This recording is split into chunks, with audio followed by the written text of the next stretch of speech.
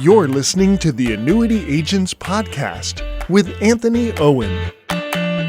Anthony is the co-founder of a $20 million per year annuity agency, president of Annuity Agents Alliance and Annuity Innovation Systems, co-founder of Safe Money Radio Marketing, and monthly contributor to Think Advisor.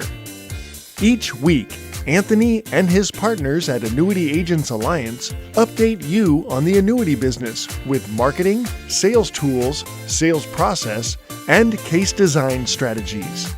Before we get started, hit that like button and subscribe so you don't miss information that will help you build your annuity business.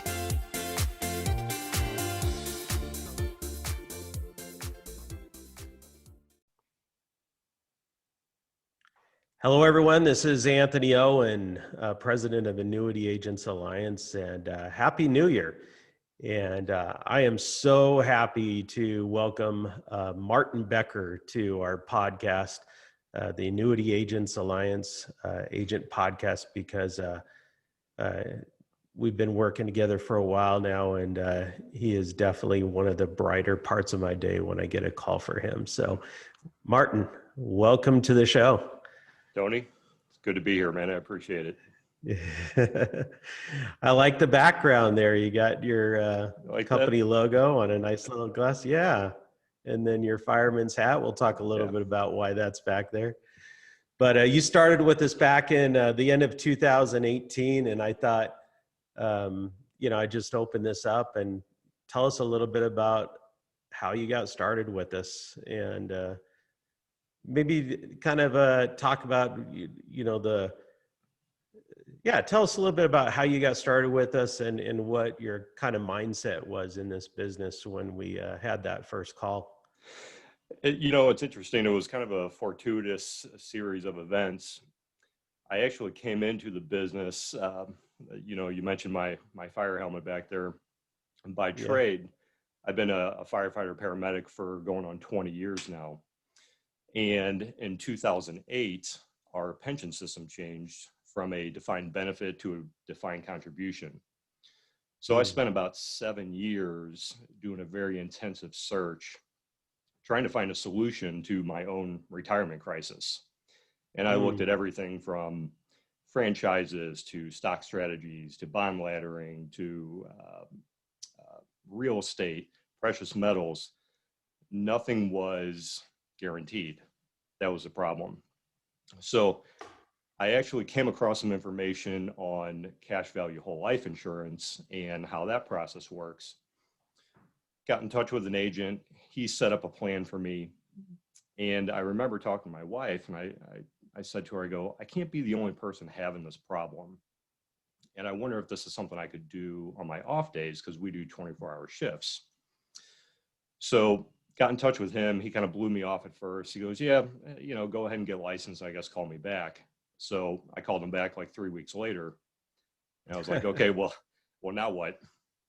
And he goes, oh, you were serious. So that led me to my first IMO, which they were great, but they really focused on the cash value life insurance. But just being exposed to this industry, it gave me kind of an into annuities, which I knew nothing about. So through a series of events, I went through several different IMOs, and one of them recommended me to a lead gen company. And I was going through their material. Guess who was on all the interviews? Mr. Anthony Owen. So, and I picked up the phone and called you. I think it had to do with that, the Safe Money book. And I called you and I asked you if I could just buy some copies of it, and you literally laughed at me. And you said, I don't remember that.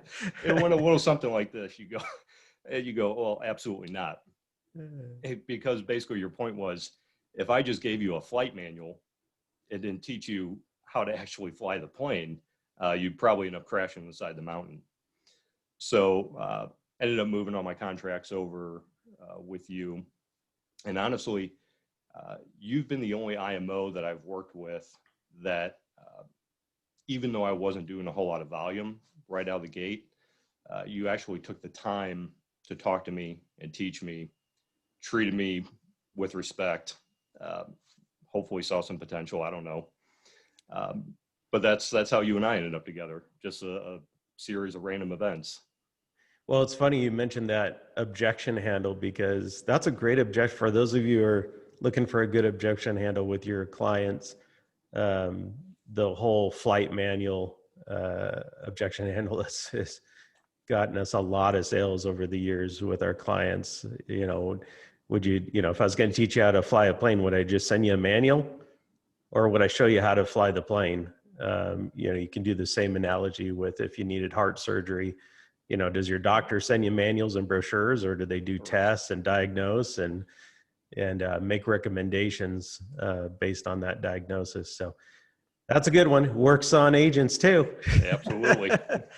It's funny. I really distinctly remember our conversation. I've talked to thousands of agents over the years, and I really distinctly remember our conversation. One, I've always had, and which many people do. I'm not unique in this respect, but there's always a soft spot for emergency responders, right? I mean, we all, my first job, first real job was a charter boat captain out of Lahaina, Hawaii, and I sailed across the Pacific Ocean from the mainland to start that, as some of you might know.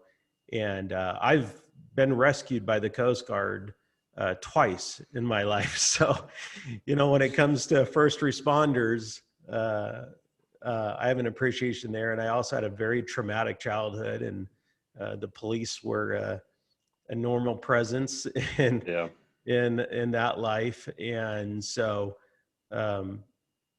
it's not like, if you're listening right now and you're a fireman or a police officer and you're like, ooh, well, maybe I should sell annuities. It's like, yeah, think twice. It's not easy. It is not. I do remember our conversation because your frustration level was really high. I mean, first of all, I knew right away that you were a nice guy and you were trying really hard. You weren't making excuses or anything like that, but your frustration level was really high. Tell us a little bit about that frustration, because I think a lot of people that are trying to get established in this business, it's not easy, right? I mean, it's so hard. Tell us a little bit about the frustration you had, where that frustration was coming from, and then, kind of transition to where maybe you started to overcome that. Because there were several conversations we had along the years where you were ready to quit. Absolutely. And I think where a lot of my frustration was starting when you and I first got together, it's interesting because whatever, I guess, strategy or product that you're involved with, it kind of seems like you're selling hammers and everything looks like a nail. And the original organization that I was working with, that particular product was the solution for everything. And the more acquainted I got with it and the better I got at analyzing it, don't get me wrong, it's still a great process and I use it myself, but it wasn't the end all be all for everything. So that's kind of when I came across, again, the lead gen system, got hooked up with you, and we started having a lot of conversations. And I think one of my biggest problems was I saw the features and benefits of annuities and what they could actually do. And then again, everything looked like a nail when I was selling hammers. And probably the most important thing that I learned from, you and your brother and Bill Broach is solution selling. That was huge. That was huge. And once I started to really understand that aspect of it, it definitely helped me close some sales, which took some of the pressure off, because all of my marketing expenses, those were being paid for by me doing overtime at the firehouse. One thing I made sure I never want to do, which I think unfortunately a lot of people in this industry do, and end up leaving because they're carrying so much weight, is they go into a lot of debt to pay for their marketing. Right. I was funding everything with doing extra shifts at the firehouse. Now, hindsight being 2020, totally worth it. Totally worth it. And anybody listening to this, not only would I recommend getting hooked up with a great IMO like Tony runs, but do whatever you have to do to pay for your marketing. I don't care if you have to bartend or wait tables or bus tables or cut grass on the weekends, shovel snow, do whatever you have to do, because eventually if you stick with it long enough, you will figure it out. And I guess a lot of that frustration that you're asking me about was just coming from, I didn't have enough time in the industry. I didn't know what I was doing. Yeah. And that goes back to what I said earlier, is you always treated me with respect. You always picked up the phone when I called. You always took the time to talk to me and walk me through things. And I never felt like I was being rushed or being blown off by you. So that was huge. And I think that's really 99.9% of the reason I'm still in this industry. Yeah. I mean, obviously that doesn't apply to everybody. I mean, I'd love to say that I'm a charity worker, but I think one of the things I saw in you that is so important is not blaming the circumstances and taking personal responsibility, right? I've started this new thing. My wife has been bugging me for years to hire a fitness trainer, for years. And so I finally hired one. He comes over to my the warehouse that's attached to my office 3 days a week and just kills me, right? And I used to do keto and stuff to lose weight. I'd lose weight really fast, but then I would stop because it just was so hard to maintain that. And through this process, I've been losing weight so slowly that it's just been driving me crazy, like a half a pound at a time, 1 pound a week. And I was complaining about it, and he was being logical with me. And I said, your facts are really not impacting my feelings right now. Facts don't care about feelings. Yeah. And feelings don't care about facts, and facts don't care about feelings. It goes both ways. And I just realized that the things that allowed me to be successful in this business, I needed to apply to other parts of my life, which is persistence, fortitude, patience, having a long-term goal, right? Not looking for the immediate result. And how would you say that those things really helped you? Because I mean, obviously there's a lot of that stuff that goes on in your job. How did that stuff play into you sticking with the business? So the interesting thing is, I'm used to, high energy, quick response, dangerous, very high intense scenarios, let's say that.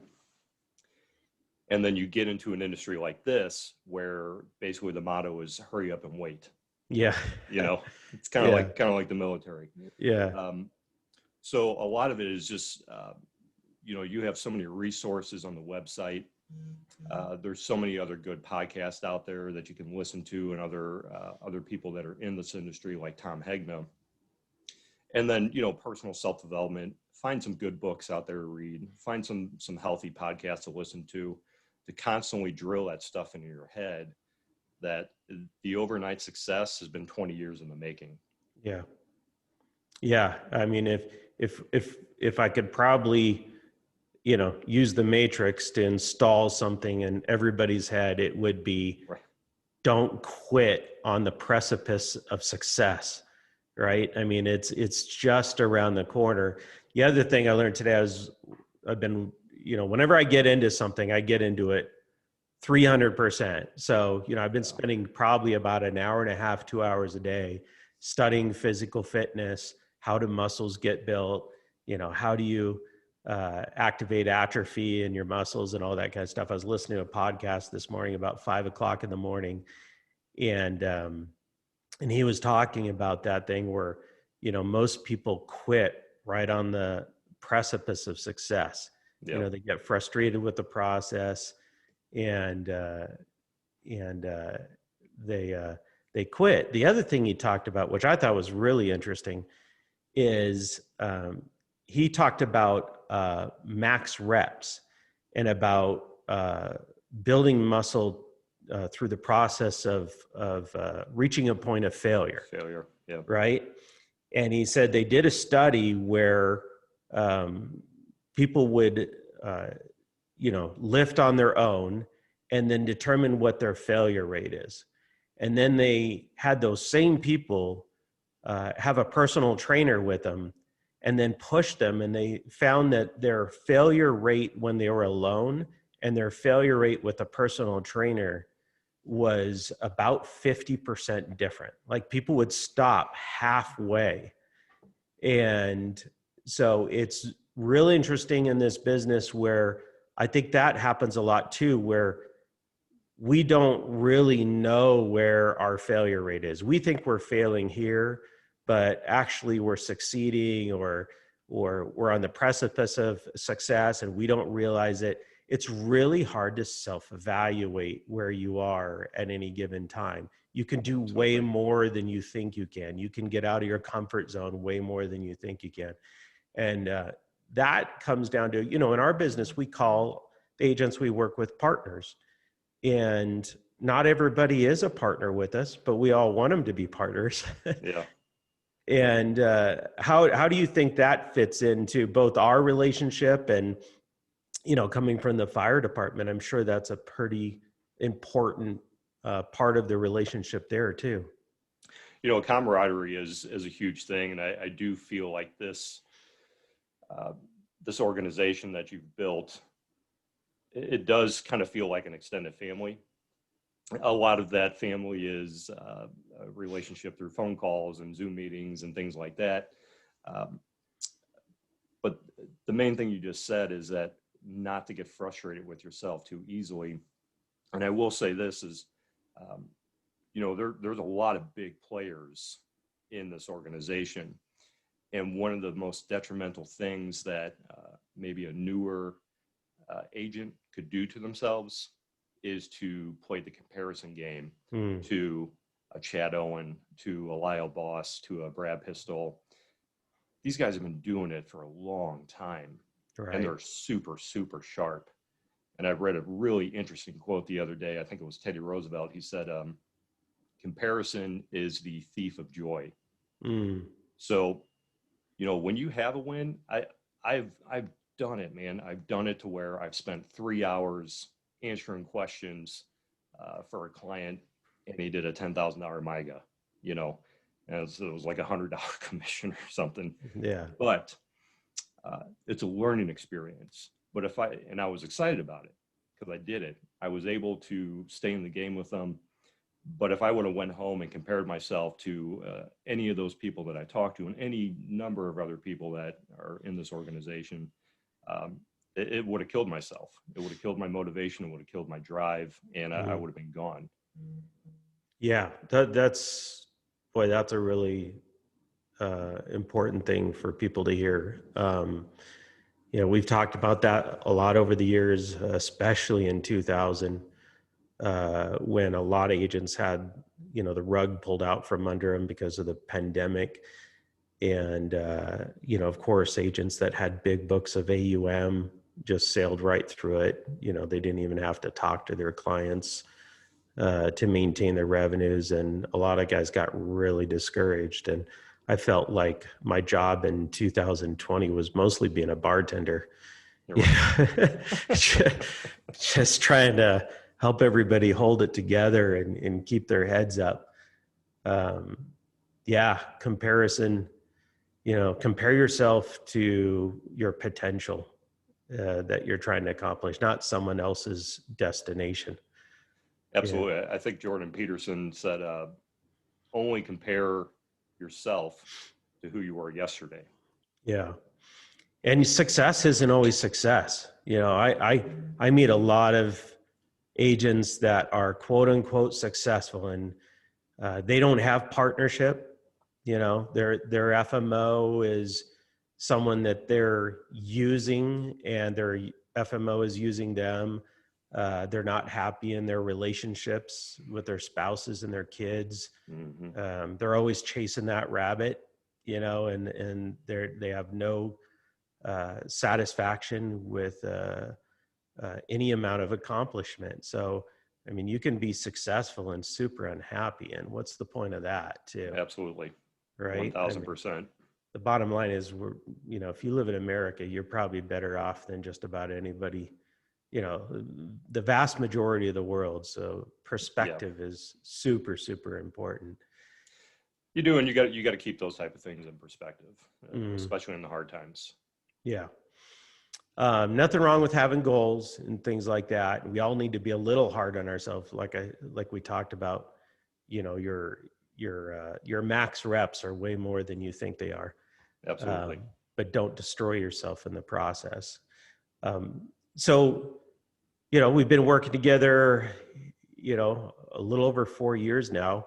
Going back, what are some of the things you would have done differently? Like, you know, talking about success and reaching goals, is there anything that you would have changed or anything you would have taken more advantage of? If you could talk to your old self, what would that conversation look like?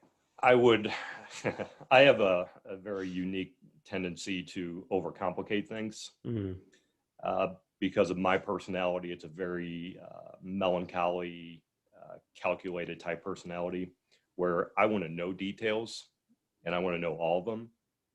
And one thing I do remember you telling me is don't be lazy. You know, read the disclosure.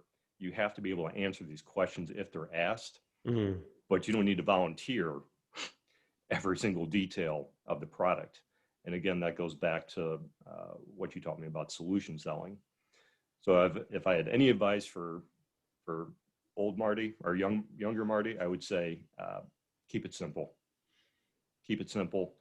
Find the need, find the gap in their retirement plan. Reach out to Tony more often for advice, and just keep it simple. Don't overcomplicate this. Yeah, and it's not like I have all the answers. It's just, you know, once again, partnership, right? We're working on this together. It's funny, whenever someone tells me like what I've told them in the past, I'm like, I might have pissed some people off along the way. You know, maybe that's a good thing, but yeah. No, I think that, you know, having that coach to challenge you and to tell you things that other people aren't willing to challenge it. You know, that was one of the things I really missed in this business is for a while until I got the right partners, is having someone that was willing to put the relationship at risk to tell me what I needed to hear. That's a really good point, because it just popped in my head. I would say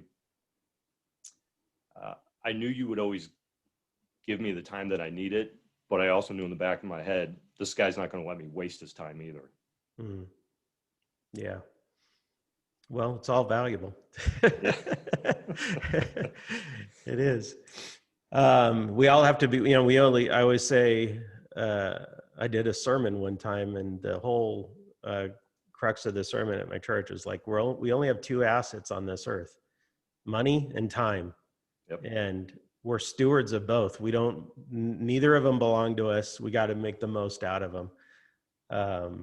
So let's go ahead and end this on this. I think, you know, being a firefighter, obviously you're a person who wants to serve people. How do you feel that ties into your business? You know, is there an analogous statement you could make in how your professional career as a firefighter and paramedic fits into this business? Absolutely. Because I was at the firehouse yesterday. Last night after dinner, we were sitting around and we watched that new Bernie Madoff documentary on Netflix. And it's a 4-series documentary.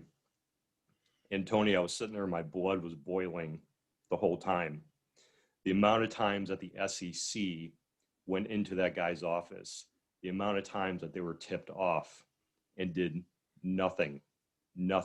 And it just kept getting bigger and bigger and bigger, and more people got hurt because of that. These people aren't looking out for you. You know, the traditional world of finance, they're not on your side. And there's a really good book called The Pirates of Manhattan that walk you through all of that, how that whole industry works. So I would say if there's any type of analogy between, you know, saving people that find themselves in bad situations and what I'm doing with this business is I'm saving people's retirement. I'm protecting them from the Wolf of Wall Street. You know, those people out there that want your money. They're going to tell you whatever you need to hear to make you feel like, oh, well, if I keep risking my money, there's going to be a bigger reward at the end of the rainbow. There isn't. So I very much intertwine these two professions because I feel like I am saving the community in a way in both sides. That's awesome. It's important to have passion in this business. You got to have a why. And, you know, for any of you out there that, you know, you got to take your personal experience and then turn that into a why. You know, your own personal finances. I've had so many partners where it's their, you know, the death of a father that left a mother without money, all these kinds of personal experiences that cause you to get in this business and want to help people. And then you got to create that story so people know why you're doing this business and why it's important to you. Well, I'd just like to congratulate you, first of all, you know, not for anybody to compare themselves to you, but you just had your biggest year ever and did more production last year, part-time than many agents do full-time. So thank you for sticking with it. Thank you for being our partner. It's, you know, you're one of those guys that I'm so proud of and what you've been able to accomplish and how you stuck through it to make it all work. So thanks for working with us. No, I appreciate everything, and same to you. I know your story growing up because I've heard it from you and your brother. That's a tremendous amount of adversity to overcome to become the successful men, and not just financially, but your families and your communities. I have a lot of respect for you, and I appreciate everything you've done for me. Thank you, Marty. Thank you. Well, everybody, if you'd like to find out more about us, just go to annuityagentalliance.com. We got a lot of resources on there. Click like and subscribe. Follow our podcast on YouTube or any place else you can get it. And thanks for joining us today. We'll see you again. Thanks for listening to the Annuity Agents Podcast with Anthony Owen. For more information on how Annuity Agents Alliance will help you build your annuity business, go to annuityagentalliance.com. If you're watching on YouTube, please do us a favor and don't forget to hit that like button. Also, don't forget to subscribe and ring that bell to be notified of future podcasts. If listening on a podcast channel, please leave your rating and review if you like the show. The information and opinions expressed here by third parties or guests are believed to be reliable, but the information cannot be verified or guaranteed by Annuity Agents Alliance. The opinions of guests do not necessarily represent those of Annuity Agents Alliance or its partners. The prior information does not represent tax, legal, or investment advice and is for licensed financial professional use only.